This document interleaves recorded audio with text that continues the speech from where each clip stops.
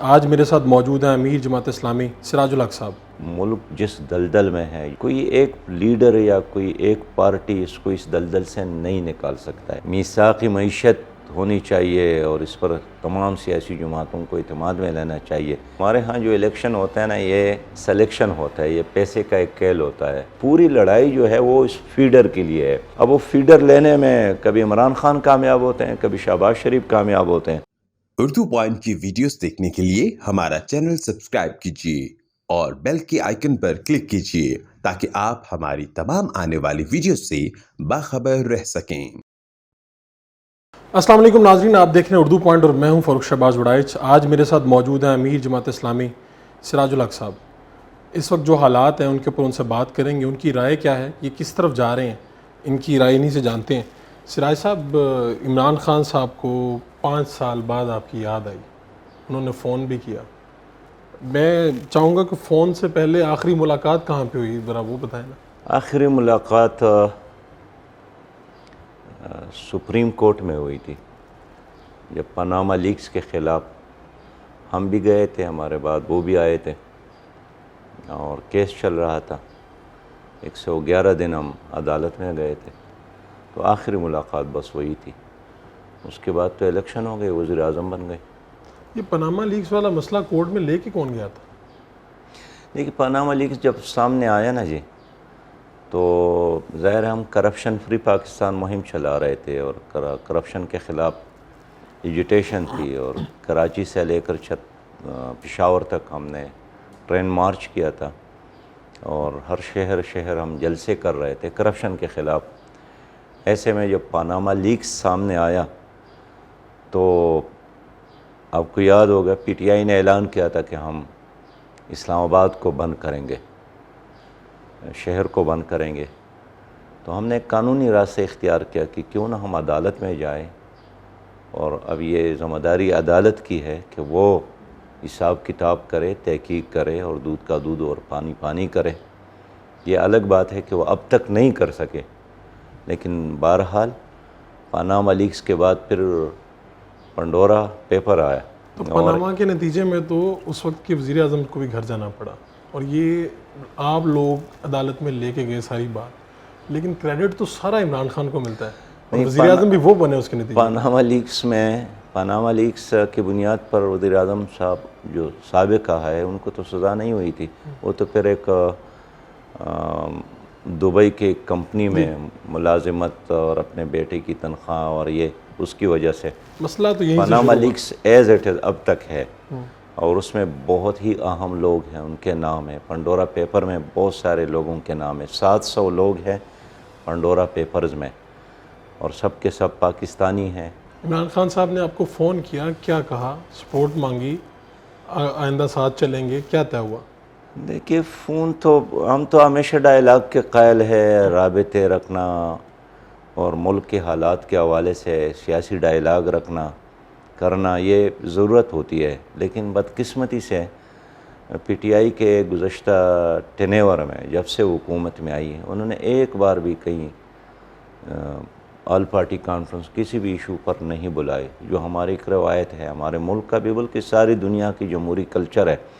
بڑے بڑے واقعات سامنے آ گئے، یعنی ہندوستان نے حملہ کیا اور اس میں ابھینندن گرفتار ہو گئے، پلوامہ کا واقعہ ہوا، لیکن کسی بھی مرحلے پر پی ٹی آئی نے کم از کم آل پارٹی کانفرنس نہیں بلائی۔ 1-2 بار آل پارٹی کانفرنس ہوئی بھی، لیکن وہ بھی اسٹیبلشمنٹ نے بلائی، اور اس پہ سیاسی لیڈروں نے بات بھی کی کہ یہ تو سیاسی حکومت کا کام ہے کہ وہ آل پارٹی کانفرنس بلائے۔ ان میں سے ایک گلگت بلتستان کے موضوع پر تھا۔ تو میں سمجھتا ہوں کہ ان کا فون آیا، ہم نے ویلکم کیا، اور پھر یہ اس نے بتایا کہ ہمارے 2 لوگ نام بھی بتائیں، پرویز خٹک صاحب اور اسد کیسر صاحب آپ کے پاس آئیں گے اور آپ کو بتائیں گے کہ یہ سازش ہوئی ہے میری حکومت کے خاتمے کے لیے۔ یہی ان کا موقف تھا۔ ہم نے کہا کہ ہم تو سنتے ہیں اور ڈائلاگ پر یقین رکھتے ہیں، بات چیت پر یقین رکھتے ہیں۔ کوئی بھی ملک کا مسئلہ ہو، اور سچی بات یہ ہے کہ اس وقت ملک جس دلدل میں ہے، جس مشکل سے دوچار ہے، معاشی کرائسس ہے، سیاسی مسائل ہے، آئینی مسائل ہے، کوئی ایک لیڈر یا کوئی ایک پارٹی اس کو اس دلدل سے نہیں نکال سکتا ہے۔ اس آپ کے قومی لیے حکومت کی طرف اشارہ کر رہے ہیں؟ نیشنل ڈائیلاگ کی ضرورت ہے۔ میں یہ کہنا چاہتا ہوں نیشنل ڈائیلاگ کی ضرورت ہے۔ مخلوط حکومت تو اس وقت بن گئی، لیکن جب شہباز شریف خود اپوزیشن لیڈر تھے تو یہی کہتے تھے کہ ایک میثاقی معیشت ہونی چاہیے اور اس پر تمام سیاسی جماعتوں کو اعتماد میں لینا چاہیے۔ لیکن اس وقت اور بہت ساری ایشوز ہے، الیکشن ریفارمز کا مسئلہ ہے، معیشت کا مسئلہ ہے، ملک کے اندر نارملٹی کا مسئلہ ہے، ایک خراب پولرائزیشن ہے، زہریلی، اس پولرائزیشن کو ختم کرنے کی ضرورت ہے۔ ظاہر ہے یہ تو آہستہ آہستہ زہر کی طرح یہ پھیل جائے گی اور معاشرہ آپس میں دست گریبان ہو جائے گی۔ تو اس کا علاج یہی ہے کہ سیاسی لیڈر بیٹھ کر جو متنازعہ مسائل ہے اس پر آپس میں ڈائیلاگ کر لے۔ سراج الحق صاحب یہ بتائیں، عوام تھوڑی سی کنفیوز ہے آپ لوگوں کو لے کے، آپ لوگ کس طرف ہیں؟ تحریک انصاف کی طرف ہیں یا پی ڈی ایم کی طرف ہیں؟ شہباز صاحب آپ ہمیں نہیں جانتے، ہم جماعت اسلامی ہیں، ہم نہ پی ٹی آئی ہے، نہ پی ڈی ایم ہے، نہ پیپلز پارٹی ہے، اور ان تینوں پارٹیوں کو تو لوگوں نے دیکھا، بار بار دیکھا۔ پی ڈی ایم جب بنی تو ہم اپوزیشن میں تھے، ہمیں دعوت دی، لیکن پہلے مرحلے پر ہم نے پوچھا کہ کیا پی ڈی ایم کا مقصد ملک میں اسلامی انقلاب ہے، اسلامی نظام ہے، نظام مصطفیٰ ہے، شریعت ہے؟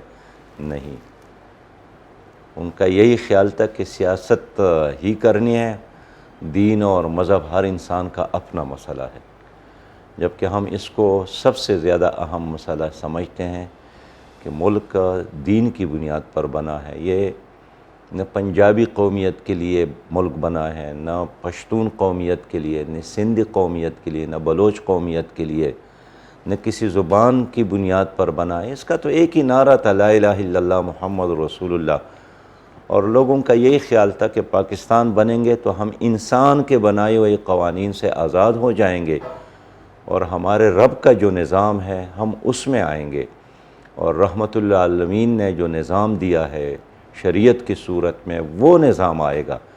لیکن 74 سالوں میں ان حکمرانوں کی وجہ سے جن کے نام آپ لیتے ہیں وہ نظام نہیں آیا۔ اس لیے شروع ہی سے ہم نے یہی پوچھا تھا مولانا صاحب سے بھی اور پیپلز پارٹی والوں سے بھی، مسلم لیگ والوں سے بھی، کہ کیا آپ لوگوں کی اس پی ڈی ایم کا مقصد ملک میں اسلامی نظام کا نفاذ ہے؟ انہوں نے کہا کہ نہیں، یہ تو نہیں ہے، وہ تو بات کا مسئلہ ہے، اس وقت تو حکومت کا مقابلہ کرنا ہے یا تختہ الٹنا ہے۔ ہم نے کہا ہم ایسی کسی اتحاد کا حصہ نہیں بنیں گے جس کا مقصد اس ملک میں ریفارمز نہ ہو، تبدیلی نہ ہو، اسلامی انقلاب نہ ہو، اسلامی نظام نہ ہو، اور یہی وجہ ہے کہ ہم اس کا حصہ نہیں رہے۔ جہاں تک پی ٹی آئی کی بات کی تو پی ٹی آئی جب حکومت میں آئی تو انہوں نے خود بھی کہا تھا کہ ہمیں 100 دن دے دے، 100 دنوں تک ہم نے کوئی تنقید نہیں کی، اس لیے ہم دیکھتے رہے، انتظار کرتے رہے کہ کب اپنے اس ایجنڈے کے طرف جاتی ہے حکومت جو مدینہ کی اسلامی ریاست کی بات انہوں نے کی ہے، وی آئی پی کلچر کے خاتمے کی انہوں نے بات کی ہے، 1 کروڑ نوکریاں دینے کی بات کی ہے، 50 لاکھ گھر دینے کی بات کی ہے۔ یہ سارے وہ چیزیں ہیں جس کو ہم اچھا سمجھتے ہیں، لیکن جب 6 مہینے بھی گزر گئے، 1 سال بھی گزر گیا، اور ہمیں معلوم ہوا کہ پی ٹی آئی بھی اسی طرح کی حکومت ہے جس طرح پیپلز پارٹی اور مسلم لیگ کی حکومت، بس صرف اتنا فرق یہ ہے کہ جناب اسد عمر صاحب پی ٹی آئی میں ہیں اور زبیر عمر صاحب مسلم لیگ میں ہیں، اتنا ہی فرق ہے۔ سراج صاحب ماموں ادھر ہے اور بھانجا ادھر ہے، چچا ادھر ہے، بھتیجا ادھر ہے، بڑا بھائی ادھر بیٹھا ہے، چھوٹا بھائی ادھر بیٹھا ہے، اتنا ہی فرق ہے۔ یہی وجہ ہے کہ ہم پی ٹی آئی کا حصہ نہیں رہے، نہ ان کو پھر حکومت میں آنے کے بعد ہم نے ان کو سپورٹ بھی اس لیے نہیں کیا، انہوں نے کوئی قدم ہی نہیں اٹھایا کہ ہم سپورٹ کرتے۔ میں ویسے شہباز صاحب تاریخ کے لیے کہنا چاہتا ہوں کہ اگر پی ٹی آئی واقعی اسلامی نظام کے لیے اور مدینہ کی اسلامی ریاست کے لیے کچھ کرتی، ایک قدم بھی اٹھاتی نا یہ حکومت، ہم ضرور ساتھ دیتے، ہم بہت سے کام نہ لیتے، لیکن ہمیں افسوس ہے کہ اس نے ایک قدم، پہلا قدم بھی نہیں اٹھایا۔ سراج صاحب، آپ جماعت اسلامی وہ پہلی جماعت ہوگی جنہوں نے امریکہ کے خلاف بڑی زور شور سے تحریک چلائی۔ آج عمران خان صاحب کہہ رہے ہیں ہمارے خلاف امریکی سازش ہوئی ہے اور جماعت اسلامی خاموش بیٹھی ہوئی ہے۔ امریکہ کے تو ہم 1000 بار مذمت کرتے ہیں، اس لیے کہ امریکہ کسی ملک کا نام نہیں ہے، امریکہ ایک نظام کا نام ہے کہ پوری دنیا میں اپنا ورلڈ آرڈر مسلط کرے، اور وہ جس چیز کو حرام کہے بس وہ حرام، جس کو حلال کہے وہ حلال، جس کو حق کہے وہ حق، جس کو غلط کہے وہ غلط۔ ہم اس چیز کے قائل کبھی بھی نہیں رہے۔ جہاں تک عمران خان صاحب کی بات ہے تو انہوں نے یعنی کوئی ایسا کام تو نہیں کیا جس سے امریکہ اس سے ناراض ہو۔ یعنی اگر کشمیر کا مسئلہ ہے تو کشمیر پر انڈیا نے قبضہ کیا، سینکڑوں سالوں سے جو ریاستی حیثیت تھی وہ تو ختم ہوئی۔ عمران خان کے دور میں اسٹیٹ بینک ان کے حوالے کیا گیا، ابھینندن انڈیا کے حوالے کیا گیا۔ تو کوئی ایسا کام تو انہوں نے کیا نہیں ہے جس کی بنیاد پر عقل یہ مانے کہ ہاں اس بنیاد پر امریکہ نے اس کے خلاف سازش کی ہے۔ لیکن اس کے جیب میں ایک خط ہے اور وہ دکھاتا ہے کہ یہ خط ہے، اس میں ایک سازش ہے۔ تو میں نے ڈے ون سے یہ مطالبہ کیا ہے کہ اس خط کے بارے میں سپریم کورٹ ایک جوڈیشل کمیشن بنا لے اور تمام لوگوں کو بلا کر اس کو سنے بھی اور اس کو دیکھے، اس لیے کہ میں نے تو خط نہیں دیکھا، آپ نے بھی نہیں دیکھا ہوگا۔ سراج صاحب، آپ پارلیمان کے ممبر رہے ہیں، آپ یہ بتائیے کہ قاسم سوری صاحب نے جو اقدام اٹھایا تھا وہ درست تھا یا غلط؟ اس پہ اب کیا دو رائے ہو سکتے ہیں، اس لیے کہ ایک عدالت کا فیصلہ آیا ہے، اور جس انداز سے سوری صاحب نے ایکشن لیا اور آئین کے بارے میں ان کا جو اقدام تھا، یعنی سپریم کورٹ کے فیصلے کے آنے سے قبل کوئی دو رائے تو ہو سکتی تھی کہ اس نے ٹھیک کیا یا اچھا کیا، لیکن ایک عدالتی فیصلہ آنے کے بعد کہ انہوں نے آئین کی خلاف ورزی کی، پھر تو دو رائے نہیں ہے۔ تو آپ نے عمران خان صاحب سے کہا کہ آپ کی پارٹی تو آئین شکنی کر رہی ہے، میں آپ کے ساتھ کیسے کھڑا ہو جاؤں؟ دیکھیے، انہوں نے کہا نا کہ ہمارے خلاف سازش ہوئی ہے سراج، ہم بتانا چاہتے ہیں آپ کو۔ میں نے کہا آ جائیں، ہمیں بتا دیں۔ آپ نے یہ نہیں کہا کہ آپ لوگ تو خود آئین کو توڑ رہے ہیں، آئین کو روند رہے ہیں؟ شہباز، ایک آدمی نے آپ کو فون کیا ہے، وہ کوئی مناظرہ تو نہیں تھا، حساب کتاب کا مجلس تو نہیں تھا، ایک فون آیا، میں نے سنا، اور اس نے کہا کہ میں پرویز خٹک اور اسد قیصر بھیجنا چاہتا ہوں تاکہ وہ آپ کو بتائیں کہ ہماری حکومت کے خلاف سازش ہوئی ہے۔ آپ میں کو نے لگا کہا کہ ٹھیک ہے۔ یہ وقت مناسب نہیں ہے کہ جب کچھ ماہ پہلے گجرانوالہ آپ گئے، آپ کے کارکنان گرفتار ہوئے، اسی حکومت میں آپ پہ ظلم بھی ہوئے، لیکن آپ نے سمجھا کہ شاید اب یہ وقت مناسب نہیں ہے یہ بتانا عمران خان کو کہ ہمارے ساتھ زیادتیاں ہوتی رہی ہیں؟ دیکھیے، وہ گلے شکوے اس وقت کے ساتھ تھے، اب وہ حکومت میں نہیں ہے، اب وہ اپوزیشن میں آیا۔ اب بھی خیر صدر ان کا ہے اور ایک نظام ان کا ہے، گلگت میں ان کی حکومت ہے، کشمیر میں ان کی حکومت ہے، اور یہ پاکستان کی تاریخ کی واحد حکومت ہے جو اکثریت میں ہونے کے باوجود بھی اپنی حکومت کو ختم کروانے میں کامیاب ہو گئے، اور جب اسمبلیوں سے نکلے تو پھر انہوں نے جشن بھی منایا کہ جس طرح اس کو کسی نے باندھا ہے۔ تو میں اس لیے کہنا چاہتا ہوں کہ جب اپوزیشن میں ہوتے ہیں پھر آپ ان سے کیا گلہ کریں کہ آپ لوگوں نے کیا کیا ہے، کیا نہیں کیا ہے۔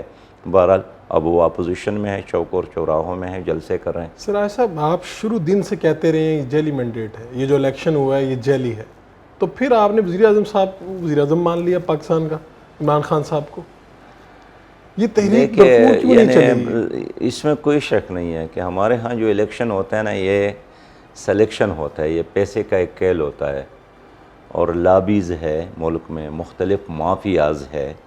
یہ مافیاز کسی نہ کسی پارٹی پر اربہ روپیہ لگاتے ہیں، اور جب حکومت میں آتے ہیں تو پھر اگر ایک دن انہوں نے 1 کلو چینی کی قیمت میں 1 روپیہ بھی اضافہ کیا اور ان کے گودام میں 1 کروڑ کلو چینی پڑی ہو، تو انہوں نے بیٹھے بیٹھے ایک ہی لمحے میں اتنے کروڑ کماتے ہیں، آپ کی جیب سے نکالتے، میرے جیب سے نکالتے۔ تو یہ اچانک نہیں ہوتا، یہ مافیاز بہت دور تک دیکھتے ہیں اور وہ انویسٹمنٹ کرتے ہیں.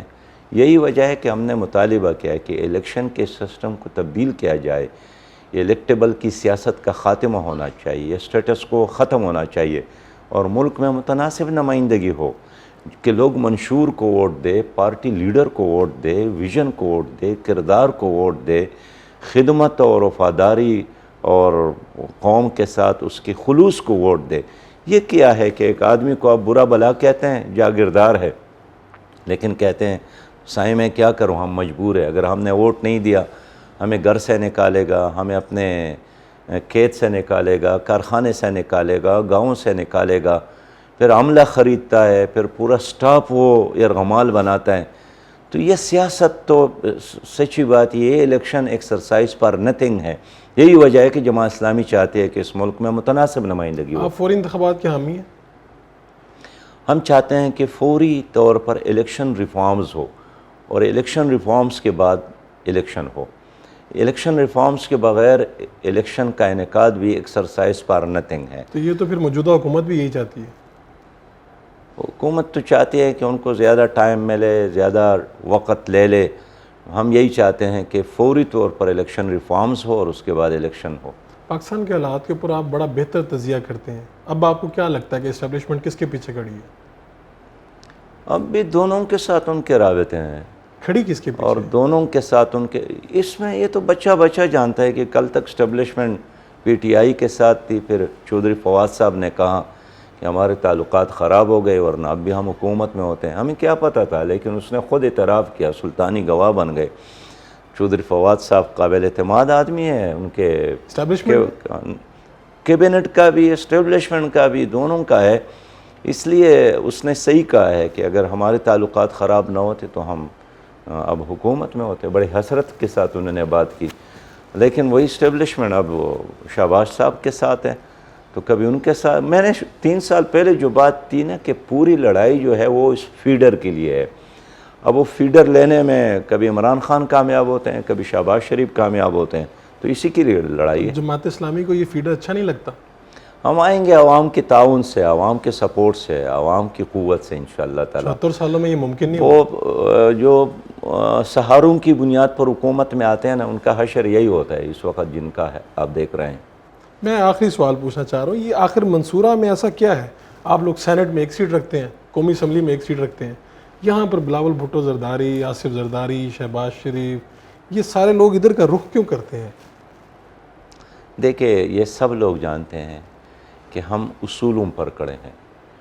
یہ سب لوگ جانتے ہیں کہ ہم پاکستان کے ساتھ مخلص ہیں, ہماری ذاتی لڑائی نہیں ہے, اور ہم سیاسی اختلاف کے قائل ہیں لیکن سیاسی دشمنی کے قائل نہیں ہیں. یہی وجہ ہے کہ پاکستان قومی اتحاد تحریک چلا رہی تھی پیپلز پارٹی کے خلاف, لیکن ایک وقت میں ذوالفقار علی بھٹو صاحب سید ابو العلا مودودی کے پاس تشریف لائے تھے. تو سچی بات یہ ہے کہ ہم اخلاص رکھتے ہیں عوام کے ساتھ, اپنے ملک کے ساتھ, اور جو بھی آتے ہیں ہم ویلکم کرتے ہیں, ہم احترام دیتے ہیں.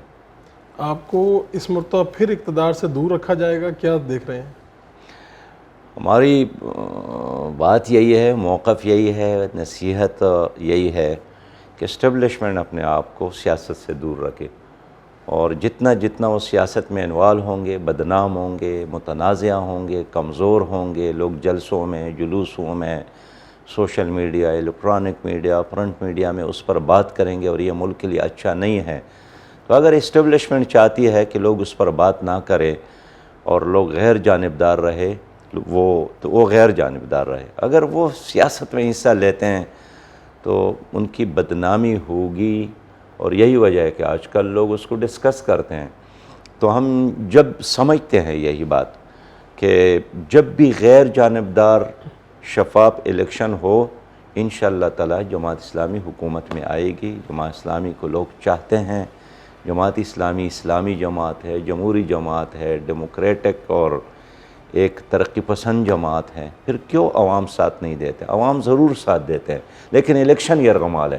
عمران خان کے لیے کوئی ایک مشورہ یہی ہے, وہ سوچے وہ کیوں ڈیلیور نہیں کر سکے, اور ان کے ساتھ جس طرح لوگوں نے ساتھ دیا تو اپنی حکومت کے دورانی میں انہوں نے لوگوں کا ساتھ کیوں نہیں دیا؟